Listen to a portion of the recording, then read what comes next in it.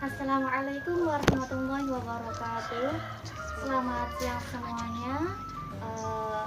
Hamdan wa syukranillah wassalatu wassalamu ala rasulillah. Amma ba'd. Bersama saya Aina Anfa Aniswa, peserta KKN UIN Wali Songo kelompok 132, dan bersama saya Mbak Hani, ya. Apa kabar Mbak Hani?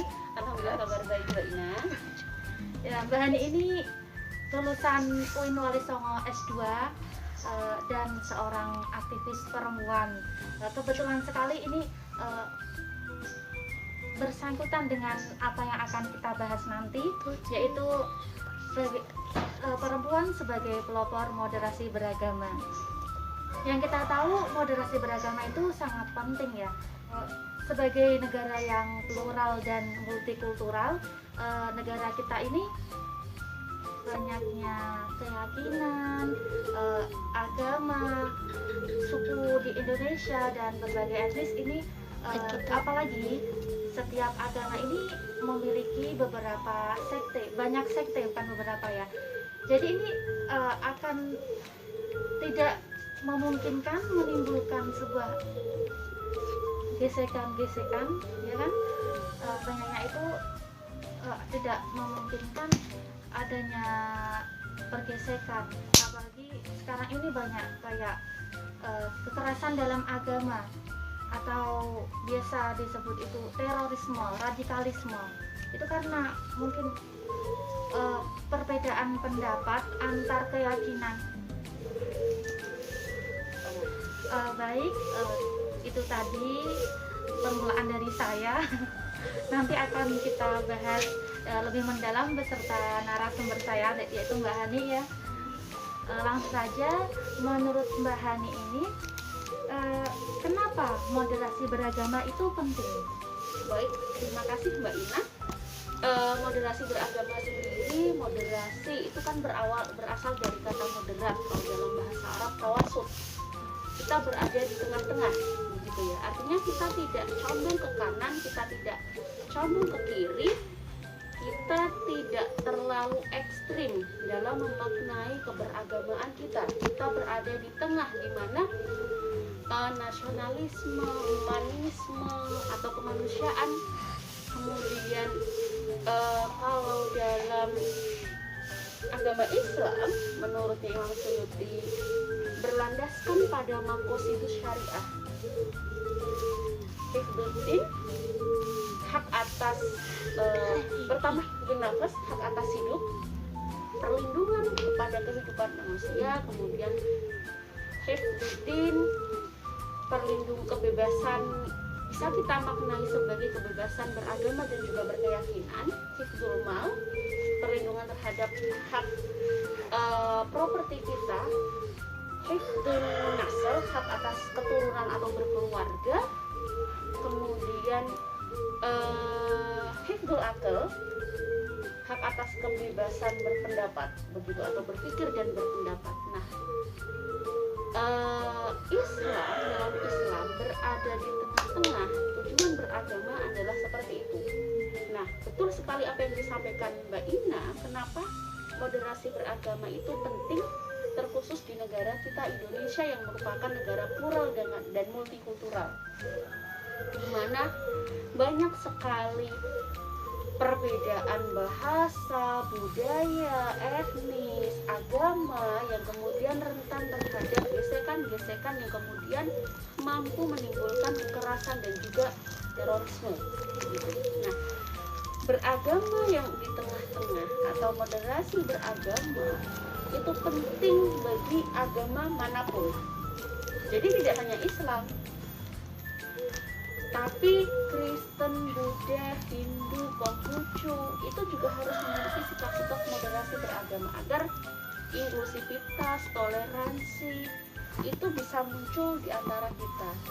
Sikap menghargai keberagamaan orang lain, sikap menghargai peribadatan orang lain, sehingga yang muncul dalam diri kita adalah inklusivitas, bukan eksklusivitas beragama.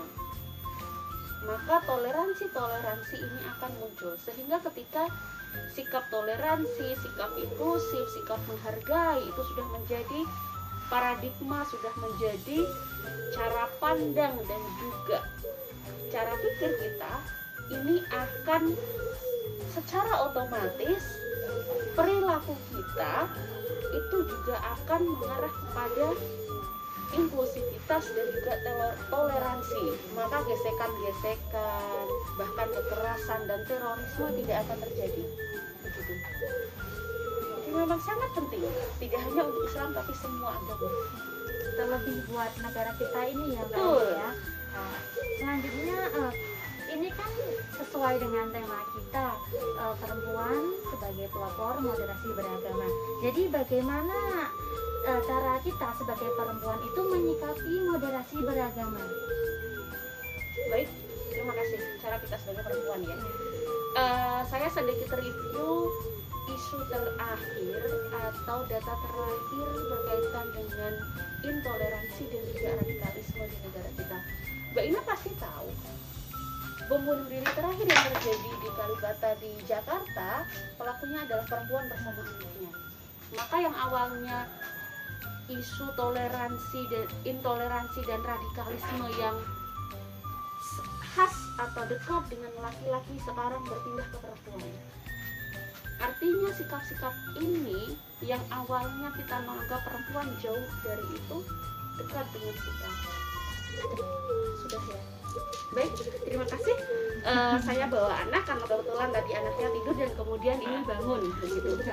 Nah, kenapa kemudian perempuan menyikapi isu moderasi beragama? Artinya ketika seperti itu, isu ini tidak hanya menjadi isunya kaum laki-laki saja. Sebetulnya semua elemen masyarakat, karena masyarakat kita adalah memiliki budaya, memiliki agama dan etnis sepertinya.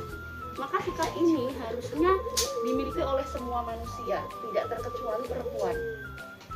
Nah, moderasi beragama dalam hal ini yang memiliki tanggung jawab adalah negara, harus sampai kepada lapisan atau elemen terbawah kepada, dan dalam hal ini adalah perempuan. Kenapa perempuan ya?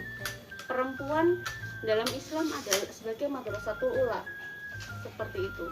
Madrasah pertama bagi anak-anak yang kemudian perempuanlah yang akan menanamkan nilai-nilai toleransi, nilai-nilai inklusivitas beragama kepada anaknya. Nah, ketika seperti ini, ketika nilai-nilai ini sudah memapar atau spread bahasa Indonesianya apa ya?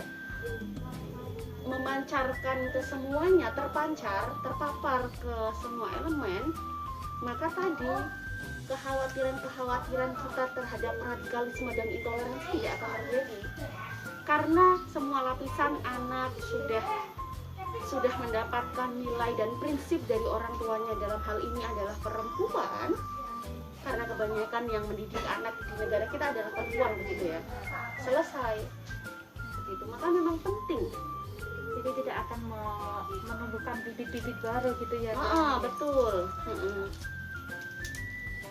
Selanjutnya, jadi bagaimana cara Mbak Ani ini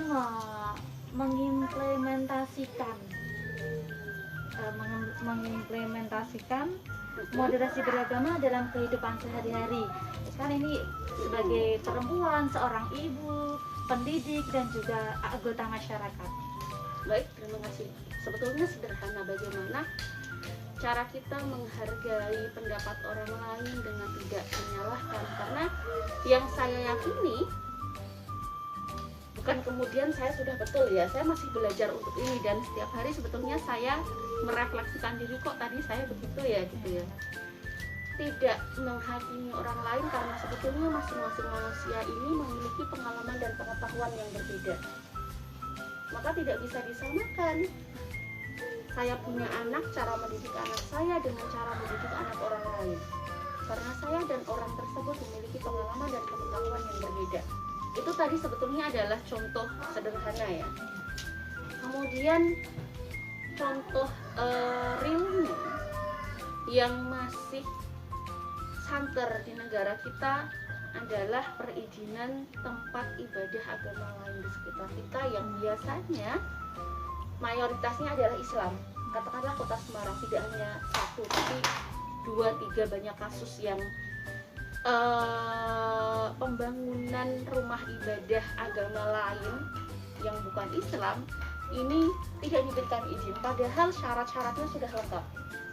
Nah, ini menjadi pertanyaan untuk kita juga, bagaimana ketika ada agama lain yang akan membangun tempat ibadahnya di sekitar kita, bagaimana sikap kita, boleh atau enggak dalam lubuk hati kecil kita ya. Itu sebetulnya cukup menguji bagaimana sikap kita atau inklusivitas kita terhadap agama lain gitu.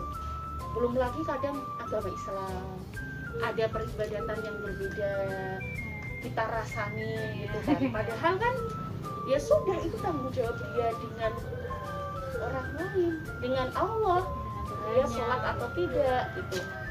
Kalau kita masih ingat pilpres, kemudian pemilihan lurah, dahulu tidak pernah tuh yang namanya menyoalkan dia sholat atau tidak, agama dia apa. Tapi sekarang bahkan isu agama ini menjadi isu yang paling gampang untuk elektabilitas di negara kita. Dan dari hal terkecil pemilihan lurah sampai presiden, yang selalu dibawa adalah isu agama. Lurahnya sholat atau sholat biasa ini gitu kan ya. Sama presiden juga gitu. Ada dengan paling laku ya, ada dengan paling laku, jangan dipilih, pokoknya kalau nggak Islam nggak boleh jadi presiden gitu kan. Jadi dagangan paling laku di politik negara kita begitu. Jadi selanjutnya untuk kriteria ya, jadi kriteria perempuan yang mampu dijuluki sebagai pelopor moderasi beragama itu yang seperti apa Mbak Hadi?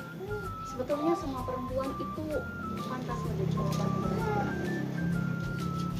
Dia perempuan bisa menginternalisasikan ke dalam dirinya, kemudian dalam keluarganya, untuk anaknya, suaminya, dan termasuk seperti apa yang disampaikan Mbak Ina tadi, sebagai anggota masyarakat, sebagai manusia itu kan. Ketika sikap moderasi beragama, sikap tawasudnya sudah ada, maka fitnah-fitnah atau yang perempuan dianggap sebagai manusia yang selalu gibah gitu kan ya, itu nggak akan terjadi. Karena inklusivitas, toleransi, rasa menghargai kepada orang lain itu sudah terinternalisasi ke dalam diri, meskipun itu sulit. Meskipun saya juga masih belajar, bukan kemudian saya nggak pernah bangga, saya masih banyak karena bagian dari proses belajar yang terus menerus begitu. Kalau menurut saya perspektif paradigma itu tidak bisa satu kali dua kali selesai dalam diri kita, tapi merupakan proses seumur hidup. Proses seumur hidup, pembelajaran yang seumur hidup begitu. Jadi memang semuanya semua perempuan, semua manusia itu pantas menjadi pelopor moderasi beragama ketika memang perspektif dan paradigma inklusivitas dan juga toleransi sudah terinternalisasi dalam dirinya. Jadi kita semua ini masuk dalam kriteria begitu. Betul, ya. bagian dari agen-agen moderasi agama, bagaimana menampilkan agama yang ramah. Dalam konteks kita Islam adalah betul agama yang rahmatan lil alamin dalam konteks keindonesiaan karena kita di Indonesia begitu. Selanjutnya upaya yang dilakukan oleh perempuan untuk meminimalisir intoleransi dan radikalisme itu seperti apa, Mbak Hani? Baik, perempuan sebagai anggota masyarakat itu kan ada banyak organisasi-organisasi perempuan ya. Kalau di desa-desa ada jamaah yasinan, ada PKK, di kota ada dawis. Nah, bagaimana isu ini bisa masuk ke dalam organisasi-organisasi ini yang sebetulnya sangat sangat mudah, karena organisasi-organisasi ini kan terstruktur sistematis dan masif gitu kan ya. Jadi ketika ada kesadaran dari pimpinan untuk memasukkan isu apapun yang memang ini baik, menurut saya memang perlu, tapi memang sulit karena faktanya misal jamaah yasinan ya hanya mengaji saja, tapi bagaimana mengembangkan kapasitas perempuan di organisasi itu yang belum ada kesadaran, termasuk isu moderasi agama masih sangat jarang gitu ya Mbak. Heeh. Benar. Saya juga kalau di desa jarang dengar isu moderasi beragama, itu sangat jarang. Betul. Jadi kan ini sudah ada kebijakan moderasi beragama. Iya. Tetapi kenapa masih ada yang memiliki sikap intoleransi? Karena memang menurut saya begini sih, kembali lagi yang saya sampaikan itu berkaitan dengan perspektif dan paradigma. Nah, memasukkan isu moderasi beragama itu tidak hanya cukup di 1 kali 2 kali pelatihan, atau dalam sekolah adalah hanya diberikan kuliah 2 SKS, kurikulum masuk atau tidak di pembelajaran agama, tapi bagaimana semua elemen ini bertanggung jawab. Katakanlah PKK punya tanggung jawab atas ini, atau jamaah Nahdlatul Ulama, Fatayat, Muslimat, Muhammadiyah, ada Alfiyah, Nafiyah Alfiyah, ini juga punya mandat untuk menampilkan agama-agama yang rahmatan lil alamin gitu. Sepertinya sudah terjawab semua apa yang menjadi pertanyaan kita kepada Mbak Hani ya. Untuk Mbak Hani, apa ada pesan untuk pemuda sekarang, khususnya untuk para perempuan? Baik, terima kasih. Closing statement dari saya berkaitan dengan isu moderasi beragama, bagaimana menanamkan dalam diri kita. Nah, berkaitan dengan isu moderasi beragama yang menjadi pembelajaran untuk diri saya juga, bagaimana menanamkan sikap kita untuk sejauh mungkin, sedalam mungkin menghargai orang lain, tidak menyalahkan orang lain, menghargai setiap pendapatnya, karena masing-masing manusia memiliki pengalaman dan pengetahuan yang berbeda, yang kemudian pengalaman dan pengetahuan yang berbeda ini akan melahirkan perspektif dan juga cara pandang dan perilaku. Nah, yang harus kita sadari itu menghargai setiap apapun dari pengalaman dan pengetahuan orang lain. Dari sini. Sepertinya sudah cukup untuk diskusi kita kali ini. Sekian dari saya. Mohon maaf apabila ada salah kata. Wabillahi taufiq wal hidayah. Wassalamualaikum warahmatullahi wabarakatuh. Waalaikumsalam warahmatullahi wabarakatuh.